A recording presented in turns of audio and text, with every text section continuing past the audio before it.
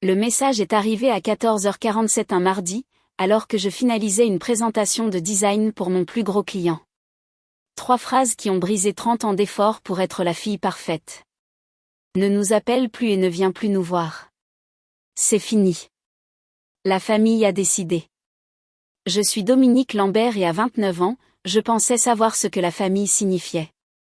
Mais parfois, les personnes qui partagent votre sang sont celles qui vous le vident goutte après goutte. Et vous ne réalisez pas que vous mourrez avant d'être presque vide. J'avais été la personne responsable aussi loin que je me souvienne. Tandis que ma sœur cadette, Marine, traversait la vie comme si tout lui était dû. J'ai travaillé 2 emplois pendant mes études universitaires à la Sorbonne, aidé à payer le prêt immobilier de maman quand papa est parti, et n'ai jamais manqué un dîner de famille. Pas une seule fois en 10 ans, depuis mes 19 ans et le début de mes études. Maman avait l'habitude de dire que j'étais son pilier.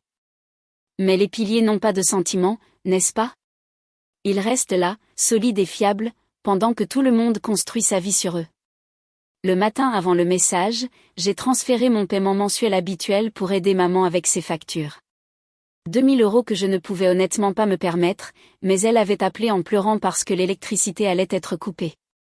C'est drôle comme les lumières semblaient toujours fonctionner parfaitement quand je passais à l'improviste, mais je n'ai jamais remis cela en question.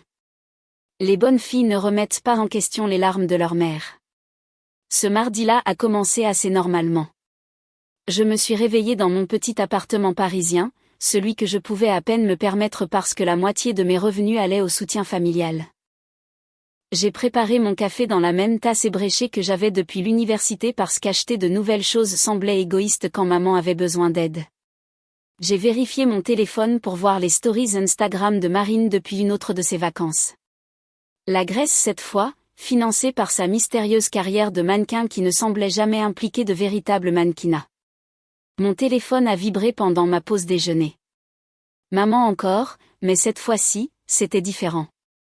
Pas de demande d'argent, pas de culpabilisation parce que j'étais trop occupée pour rendre visite. Juste ces 3 phrases qui donnaient l'impression d'être effacées de l'existence. La famille a décidé. Quelle famille? Quand se sont-ils rencontrés? Pourquoi n'étais-je pas invitée à mon propre exil? Je suis restée dans les toilettes de mon bureau pendant 20 minutes, lisant et relisant le message. Mes mains tremblaient en tapant la seule réponse que mon cerveau choqué pouvait gérer. Reçu. 2 mots qui retenaient un tsunami de questions et de douleurs. 2 mots qui deviendraient plus tard ma force, mais à ce moment-là, ils ressemblaient à une capitulation. Mes collègues ont dû remarquer que quelque chose n'allait pas quand je suis retournée à mon bureau. Sophie de la comptabilité m'a apporté du thé sans que je le demande, et mon patron a repoussé la date limite de ma présentation sans poser de questions. Parfois, des étrangers montrent plus de gentillesse en 5 minutes que la famille en 5 décennies. Mais je ne pouvais pas pleurer. Pas encore. Les piliers ne pleurent pas. Ils bravent la tempête. Ce soir-là, je suis passée devant la maison de maman. Je sais qu'elle avait dit de ne pas venir, mais j'avais besoin de comprendre. Sa voiture était dans l'allée à côté de 3 autres que je reconnaissais. Le SUV de tante Sylvie, la nouvelle BMW de Marine, et le camion d'oncle Paul. Les fenêtres du salon brillaient d'une lumière chaude, et je pouvais voir des ombres bouger à l'intérieur. La chorégraphie familière d'un rassemblement familial. Un rassemblement familial qui se déroulait sans moi. Alors que j'étais assise dans ma voiture comme une étrangère en repérage, mon téléphone s'est allumé avec une notification. Marine avait posté un selfie de famille. J'adore ces dîners de famille. Tellement béni. Tout le monde était là, levant des verres de vin, souriant comme si je n'avais jamais existé. Le bras de maman autour de Marine, de la même manière qu'elle me tenait quand j'étais jeune et que je croyais encore que j'étais importante. La légende continuait, la famille, c'est tout quand on coupe l'énergie toxique. Les commentaires étaient pleins de cœur et d'accord. Personne n'a remis en question qui était l'énergie toxique. Le lendemain matin a apporté une clarté différente. Vous savez cette sensation quand vous avez regardé l'une de ces images stéréoscopiques pendant des heures et que soudain l'image cachée apparaît clairement? C'est ce qui s'est passé quand j'ai ouvert Facebook et vu la publication de tante Sylvie datant de 3 semaines plus tôt. Un autre merveilleux dîner de famille Lambert. Ces traditions mensuelles signifient tout. Tradition mensuelle. Ma poitrine s'est serrée alors que je faisais défiler les réseaux sociaux, devenant détective dans ma propre histoire. Elles étaient là. Photo après photo de réunions de famille dont je n'avais jamais eu connaissance. 6 mois de dîners mensuels, de célébrations d'anniversaire, même une petite réunion au chalet du lac. Chacune légendée avec des mots comme « famille complète » et « famille au grand complet ». Alors que j'étais assise à la maison, me demandant pourquoi maman avait été trop occupée pour me voir ces derniers temps. L'ironie ne m'a pas échappé que j'avais financé ces rassemblements. Ces factures d'urgence pour lesquelles maman avait besoin d'aide correspondaient parfaitement à ces dates de dîner. J'avais littéralement payé ma propre exclusion. Comme acheter des billets pour un spectacle auquel je n'étais pas autorisée à assister.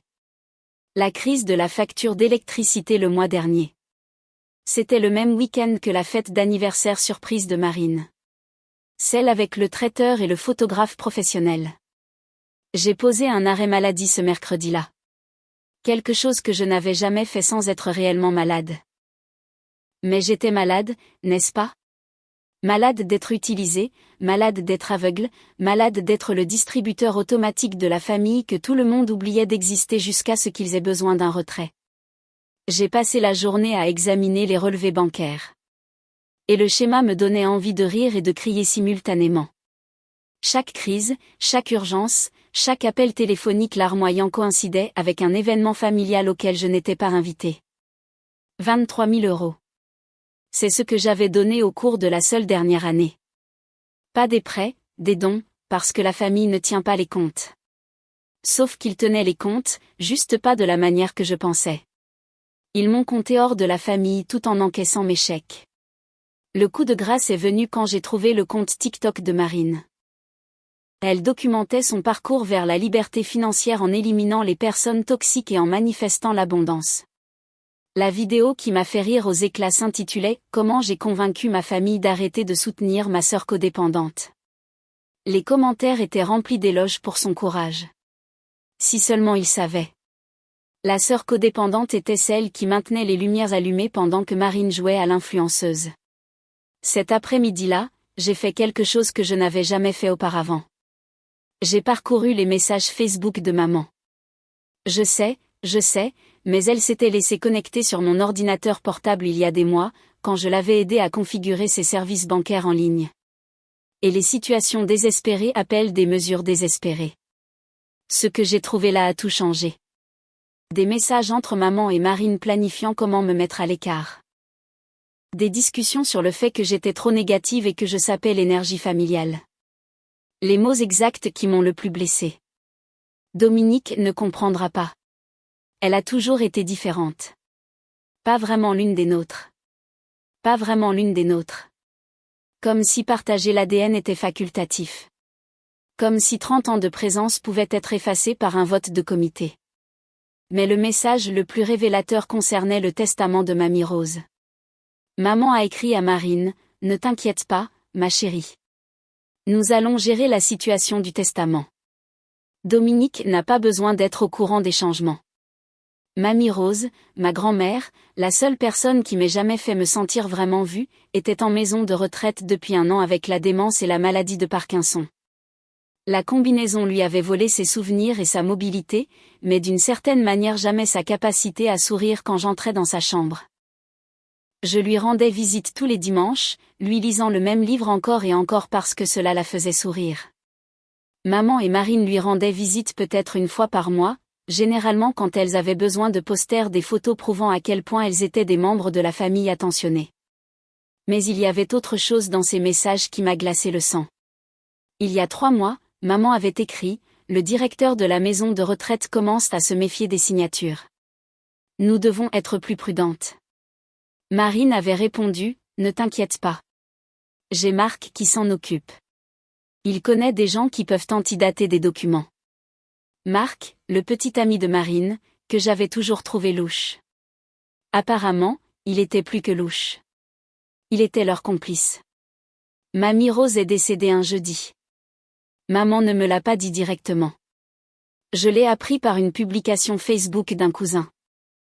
Quand j'ai appelé maman, elle a fait semblant d'être surprise que je n'ai pas reçu son message.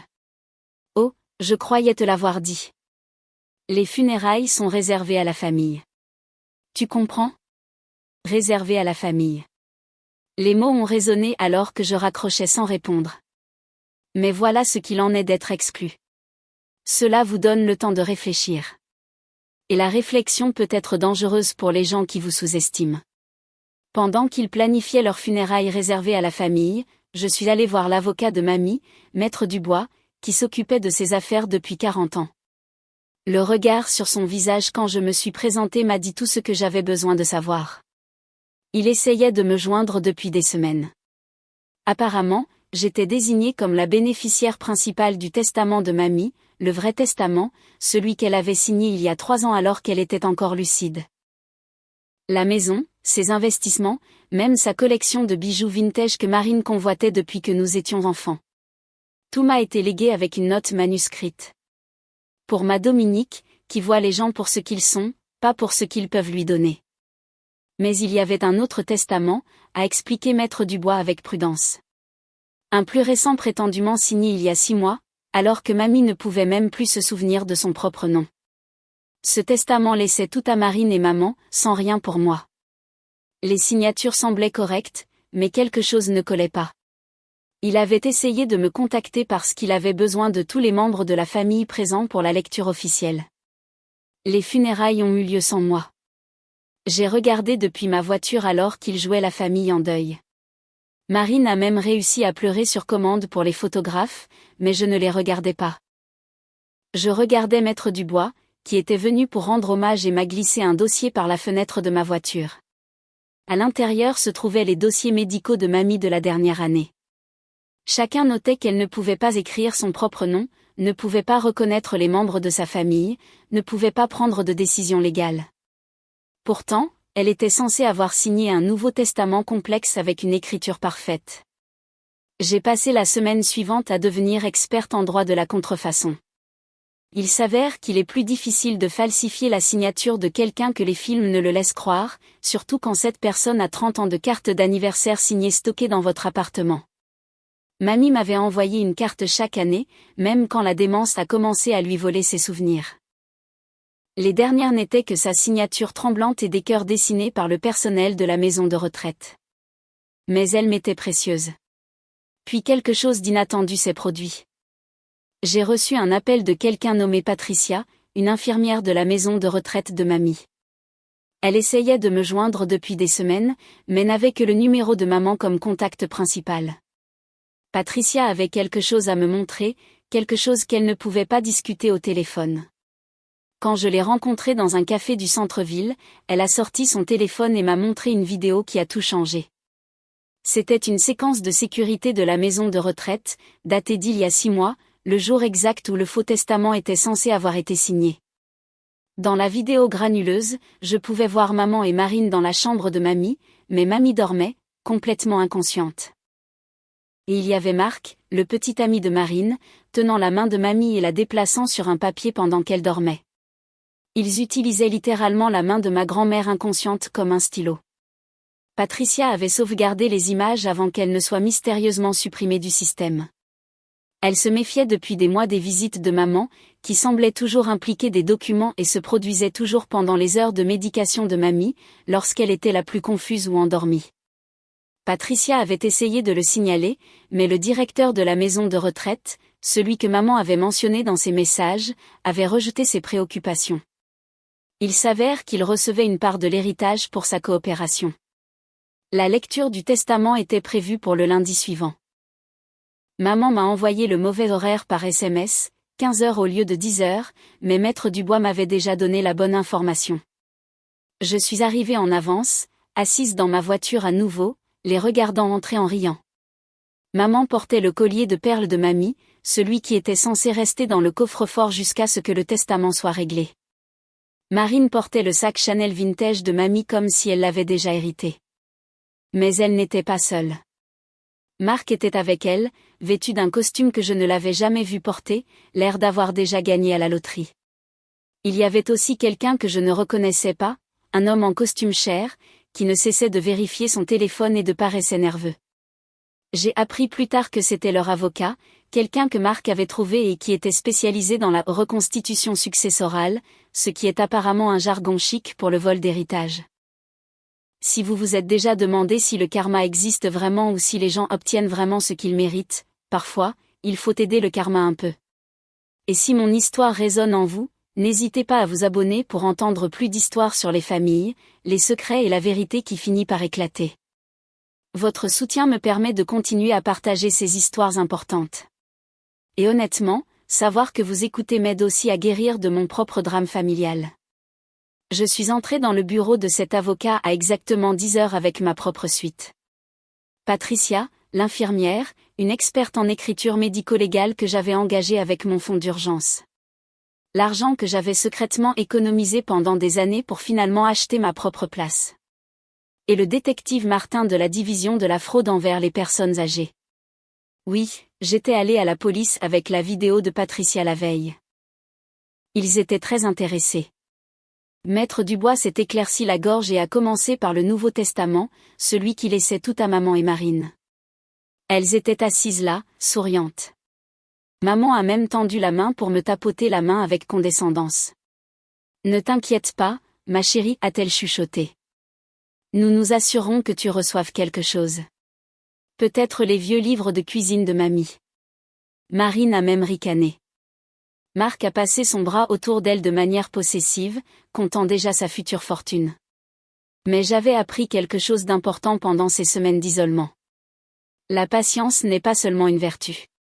C'est une arme lorsqu'elle est maniée correctement. Quand Maître Dubois a fini de lire. J'ai parlé pour la première fois depuis des semaines. Je souhaite contester ce testament sur la base de preuves de fraude et de maltraitance envers les personnes âgées. L'experte en écriture que j'avais engagée, le docteur Claire Dubois, a présenté ses conclusions avec une précision chirurgicale. La signature sur le Nouveau Testament ne correspondait à aucune des signatures de mamie des 5 dernières années. La pression du stylo était fausse. Les formations de lettres trop régulières pour quelqu'un atteint de la maladie de Parkinson avancée, que mamie avait développée en même temps que sa démence. Mais le véritable coup de tonnerre est venu quand Patricia s'est levée et a connecté son téléphone à la télévision de la salle de conférence. Les images de sécurité ont été diffusées en haute définition sur le grand écran. Il n'y avait aucun doute sur ce que tout le monde voyait. Marc manipulant physiquement la main inconsciente de ma grand-mère pendant que maman tenait le papier immobile et Marine montait la garde à la porte. La pièce a éclaté. Leur avocat a immédiatement essayé de partir, mais le détective Martin a bloqué la porte. Marc est devenu pâle et a commencé à balbutier que ce n'était pas ce que ça semblait être. Maman a essayé de s'emparer du téléphone de Patricia, se jetant même sur la table, mais Maître Dubois lui a retenu le bras. Marine, fidèle à elle-même, s'est immédiatement retournée contre Marc, affirmant qu'il l'avait forcée à participer, qu'elle était aussi une victime. Mais je n'avais pas fini. J'ai sorti ma dernière preuve, les feuilles d'entraînement de maman. J'étais retournée une dernière fois en utilisant la clé de secours cachée sous le faux rocher. Celle que maman avait oublié de me montrer il y a des années quand elle s'était enfermée dehors. Alors que je cherchais soi-disant mes photos d'enfance, j'avais trouvé quelque chose dans le tiroir du bureau de maman. Des pages et des pages de la signature de mamie pratiquées encore et encore, s'améliorant à chaque fois. Les feuilles d'entraînement étaient déjà accablantes. Mais ce qui a vraiment scellé leur destin, c'est ce que j'ai trouvé caché derrière elles. Un dossier entier intitulé « Planification successorale ». À l'intérieur se trouvaient des versions rédigées du Faux Testament. Chacune légèrement différente. Comme s'ils avaient étudié la meilleure façon de me couper complètement. Une version me laissait 1 euro. Ils avaient même cherché sur Google si c'était nécessaire. Une autre version prétendait que j'avais été déshéritée pour abus de drogue. Ils avaient finalement décidé de ne rien me laisser et d'espérer que je ne le découvrirais pas avant qu'il ne soit trop tard. Le détective Martin a arrêté maman, Marine et Marc là, dans la salle de conférence. Les accusations étaient nombreuses. Maltraitance envers les personnes âgées, fraude, contrefaçon, complot en vue de commettre une fraude et vol d'identité. Le directeur de la maison de retraite a été arrêté plus tard dans la journée à son bureau. Les dominos tombaient vite. Alors qu'ils étaient menottés, quelque chose d'extraordinaire s'est produit. Le téléphone de maman, qui était tombé sur la table dans le chaos, a commencé à sonner. L'identifiant de l'appelant affichait Tante Hélène. La sœur étrange de maman de Lyon dont personne n'avait parlé depuis des années. Maître Dubois a répondu en haut-parleur expliquant la situation. Le rire de Tante Hélène était amer mais pas surprise. Elle a fait la même chose à notre mère il y a 20 ans, a-t-elle dit, sa voix portant dans la pièce silencieuse. Elle a falsifié sa signature sur un transfert de propriété. Je n'ai jamais pu le prouver, mais je savais. C'est pourquoi je ne lui ai plus parlé depuis. J'ai essayé de prévenir Rose, mais elle voyait toujours le meilleur en chacun. La pièce était stupéfaite. Ce n'était pas le premier rodéo de maman en matière de fraude successorale. Elle l'avait déjà fait avec succès et pensait pouvoir le refaire. Le schéma était clair. Le comportement rodé. Je n'avais pas seulement affaire à une mère avide. J'avais affaire à une escroc en série qui se trouvait être de ma famille. La réunion de famille était dans 2 semaines. Le grand rassemblement de la famille Lambert qui avait lieu tous les 5 ans. Plus d'une centaine de proches seraient présents et maman avait déjà diffusé sa version des faits. Selon ces singes volants, j'étais une fille instable mentalement essayant de voler ma pauvre mère en deuil. Elle avait même lancé un GoFundMe pour sa défense juridique contre les accusations de maltraitance envers les personnes âgées, se présentant comme la victime d'une fille vindicative et d'un système corrompu. Mais j'avais quelque chose qu'elle n'attendait pas. La vérité. Et plus important encore, la preuve de la vérité. La réunion allait avoir lieu au chalet du lac, le chalet de mamie, celui que j'avais maintenant légalement hérité. Maman et Marine étaient en liberté sous caution, et les ordonnances restrictives n'avaient pas encore été finalisées. Elles pensaient qu'elles étaient toujours aux commandes, toujours les victimes de ma jalousie et de ma négativité. Elles ont même envoyé un email familial avertissant tout le monde de mon comportement instable et demandant du soutien pendant cette période difficile. Je les ai laissées penser qu'elles gagnaient. Je suis restée silencieuse sur les réseaux sociaux. Je les ai laissées contrôler le récit pendant ces 2 semaines. Maman a posté sur la douleur d'avoir une fille qui a choisi l'argent plutôt que la famille. Marine a fait des TikTok sur la survie aux frères et sœurs toxiques, gagnant inexplicablement des followers qui aimaient le drame. Marc avait disparu, sauté sa caution et fui au Mexique, laissant Marine le cœur brisé et encore plus vindicative. Le jour de la réunion est arrivé avec un temps parfait, comme si même la nature voulait une vue claire de ce qui allait se dérouler. Je suis arrivée tôt au chalet du lac, mon chalet du lac, avec quelques cousins de confiance qui connaissaient la vérité. Nous avons tout mis en place normalement, mais avec quelques ajouts. J'avais loué un système de sonorisation professionnel et un grand écran de projection, disant à tout le monde que c'était pour partager des photos et des souvenirs de famille. Maman et Marine sont arrivées en retard avec style comme toujours, faisant leur entrée comme si elles possédaient l'endroit. Maman a même eu le culot de me dire de partir, que je n'étais pas la bienvenue à un événement familial. Elle avait apporté des copies imprimées de sa page GoFundMe, prête à les distribuer aux proches compatissants. Marine diffusait en direct à nouveau, disant à ses followers qu'ils étaient sur le point d'assister à la confrontation de mon agresseur. C'est alors qu'oncle Robert, le frère de mamie et le patriarche de la famille depuis son décès, s'est levé. Il était resté silencieux jusqu'à présent.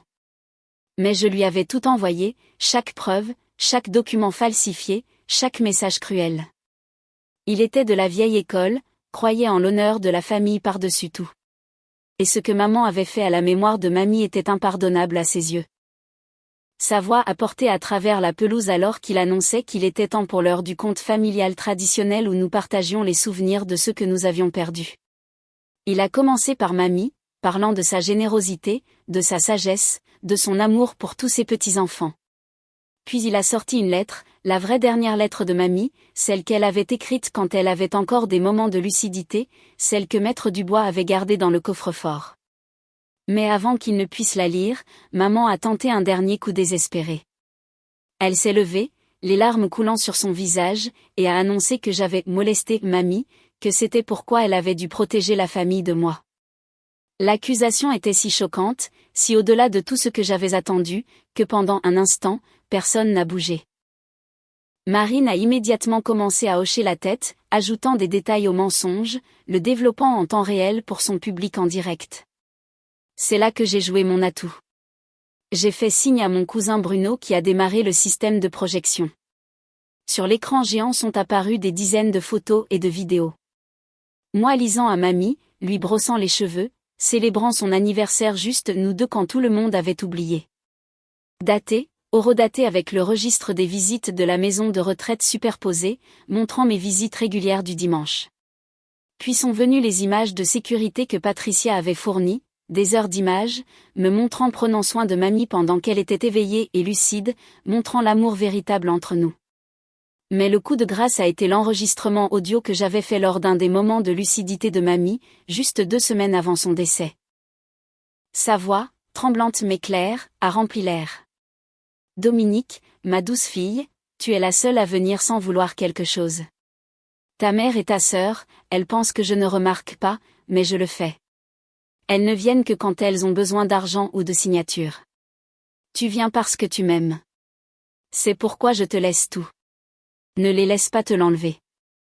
Elles ont assez pris. La famille réunie a écouté dans un silence stupéfait. Les mensonges de maman se sont effondrés en temps réel. Son GoFundMe a été signalé et fermé en quelques heures. Le direct de Marine a eu un effet boomerang spectaculaire. Elle a simplement diffusé sa mère faisant de fausses accusations et étant exposée comme une fraude à des milliers de téléspectateurs. La section des commentaires est devenue une frénésie de gens partageant des extraits, créant des mèmes et appelant à la justice. Mais le moment le plus satisfaisant est venu quand tante Hélène est arrivée. Oui, je l'avais fait venir de Lyon en tant qu'invitée surprise. Elle a marché droit vers maman, l'a regardée dans les yeux et a dit assez fort pour que tout le monde entende, « Tu as tué l'esprit de notre mère avec ta cupidité il y a 20 ans, et tu as essayé de faire la même chose à Rose. Mais cette fois, quelqu'un s'est opposé à toi. Cette fois, tu perds. » La police est arrivée comme sur un signal. Je les avais informés de la réunion, sachant que maman et Marine violeraient leurs conditions de cautionnement en tentant d'accéder à une propriété dont elles étaient interdites. Elles ont été arrêtées de nouveau, cette fois avec des accusations supplémentaires de fausses déclarations, de diffamation et de violation de cautionnement. Alors qu'elles étaient emmenées menottées pour la 2e fois. Toute la famille regardait. Personne ne les a défendues. Personne n'a pleuré pour elles. La vérité avait enfin libéré tout le monde. 6 mois se sont écoulés depuis cette réunion, et la vie ne ressemble en rien à ce que j'avais imaginé. Je vis maintenant dans la maison de mamie. Celle que maman pensait avoir déjà héritée. J'ai continué à trouver de petits mots que mamie avait cachés un peu partout dans la maison, dans des livres, derrière des cadres, rangés dans des tiroirs. Chacun un petit rappel qu'elle m'aimait, qu'elle me voyait même quand son esprit défaillait. L'un disait simplement, « Dominique, tu as toujours suffi. » Les procédures judiciaires se sont conclues plus vite que prévu. Maman a écopé de 5 ans de prison fédérale pour fraude envers les personnes âgées et faux. Les accusations fédérales sont venues parce qu'elle avait utilisé le service postal pour envoyer des documents frauduleux, ce qui en fait apparemment un crime fédéral. Marine a écopé de 3 ans et doit payer des dommages et intérêts. Elle a essayé de plaider coupable en témoignant contre maman, mais l'accusation avait suffisamment de preuves sans sa coopération. Marc a été arrêté en tentant de rentrer aux États-Unis et a écopé de 7 ans. Il s'avère que ce n'était pas non plus sa première escroquerie. Le directeur de la maison de retraite a perdu sa licence et a fait face à des accusations criminelles. L'établissement lui-même a fait l'objet d'une enquête et 3 autres familles ont présenté des histoires similaires. Patricia, l'infirmière courageuse qui avait risqué son emploi pour m'aider, a été promue directrice d'un autre établissement et a mis en œuvre de nouveaux protocoles pour prévenir la maltraitance envers les personnes âgées. La carrière d'influenceuse de Marine n'a pas seulement implosé, elle est devenue une mise en garde. Quelqu'un a créé un documentaire sur les faux influenceurs en l'utilisant comme exemple principal. Il est devenu viral sur Netflix. Elle a essayé de poursuivre pour l'arrêter, mais on ne peut pas poursuivre pour diffamation quand tout ce qu'ils disent est vrai et documenté dans les dossiers judiciaires. Ses followers sont passés de 40 000 à peine une centaine. Principalement des gens qui regardent pour voir si elle postera depuis la prison. La dynamique familiale a complètement changé. Je suis maintenant invitée à tout. Mais plus important encore, les invitations semblent sincères. Tante Hélène est revenue de Lyon, et nous sommes devenus proches.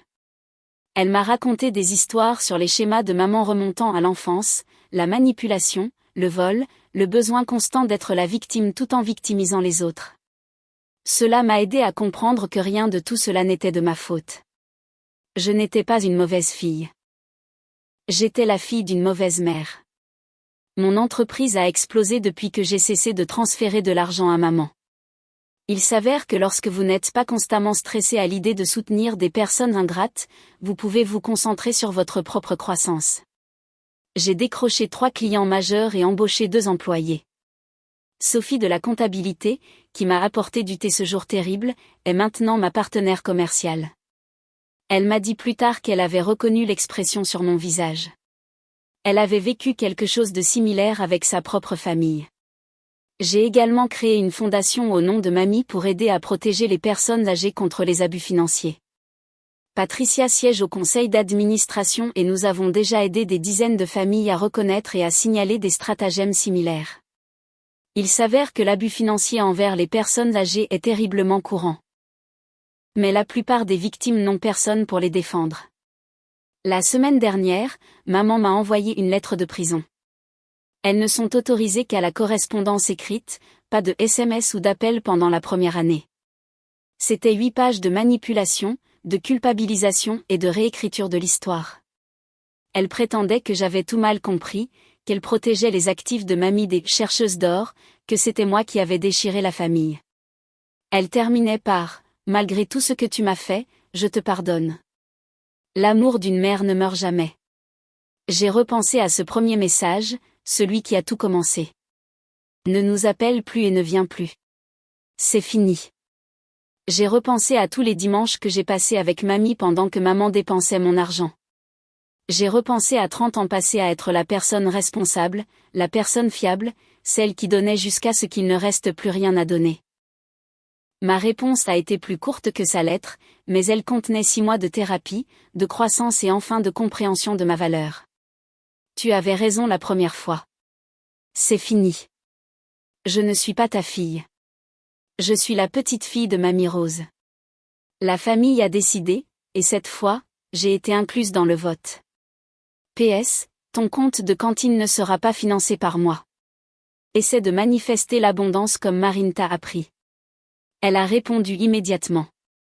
Puis encore, 17 lettres en un mois, chacune plus désespérée que la précédente. Je les ai toutes renvoyées non ouvertes, marquées et n'habitent plus à cette adresse. Parce que d'une certaine manière, c'était vrai. La Dominique qui aurait lu ces lettres, qui se serait sentie coupable, qui se serait demandé si elle était trop dure, cette personne ne vivait plus ici. La meilleure vengeance n'est pas seulement de bien vivre. C'est de vivre libre. Libre de l'obligation d'aimer des gens qui ne vous aiment pas en retour. Libre de la culpabilité de fixer des limites. Libre du mensonge selon lequel l'ADN détermine votre valeur ou votre famille. J'ai toujours ce premier message enregistré dans mon téléphone. Non pas par douleur, mais comme un rappel que le pire jour de votre vie pourrait en fait être le premier jour de votre vraie vie. Que lorsque quelqu'un vous dit qui il est, croyez-le la première fois. Et que parfois, reçu est la réponse la plus puissante que vous puissiez donner parce que cela signifie que vous avez enfin vraiment reçu. La morale de cette histoire ne concerne pas la vengeance, même si le karma a certainement eu son jour. Il s'agit de reconnaître quand vous êtes effacé et de refuser de disparaître en silence. Il s'agit de comprendre que l'ADN ne fait pas une famille. L'amour, le respect et le soutien mutuel le font. Et parfois, la meilleure réponse à être expulsé d'une famille toxique est de réaliser qu'ils vous ont rendu service, même s'il vous a fallu un certain temps pour le voir. Mamie Rose avait raison dans cette lettre qu'oncle Robert a lue lors de la réunion. Elle a écrit « La famille n'est pas une question de sang.